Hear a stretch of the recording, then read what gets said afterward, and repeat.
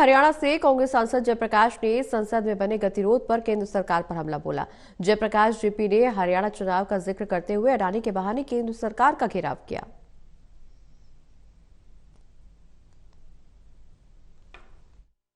हरियाणा हिसार से कांग्रेस सांसद जयप्रकाश जेपी इस वक्त हमारे साथ हैं। जेपी जी, सदन में गतिरोध बना हुआ है और अडानी मुद्दा, संबल मुद्दे पर जोरदार हंगामा हुआ है। विपक्ष पर आरोप लग रहे हैं सदन की कार्रवाई नहीं चलने दे रहा है।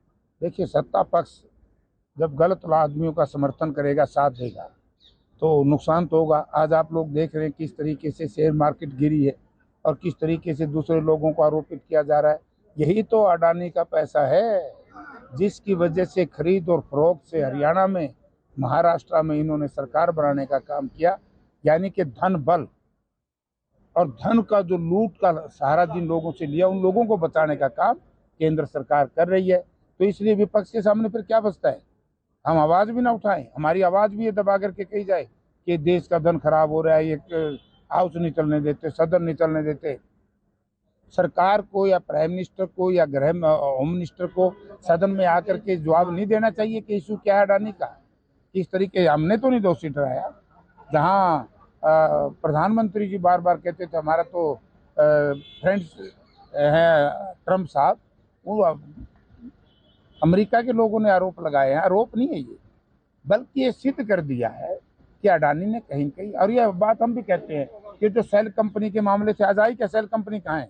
लाखों करोड़ रुपया जो विदेशों के माध्यम से हिंदुस्तान में आया और जिसके शेयर खरीदे गए, वो शेयर किसके खरीदे गए? सारा सिस्टम बहुत बड़ा है। हरियाणा चुनाव से जोड़ रहे हैं इस धन बल के इस्तेमाल को और इसीलिए आरोप गंभीर हो जाते हैं। लेकिन विदेशी जांच एजेंसी पर भरोसा इतना कि इस पूरे मामले पर देश की एजेंसी कोई जांच ना करे। नहीं, हम कह रहे हैं देश की एजेंसी जांच करे, फिर अनाउंस करे ना प्रधानमंत्री या गृह मंत्री, हाउस में आके अनाउंस करो।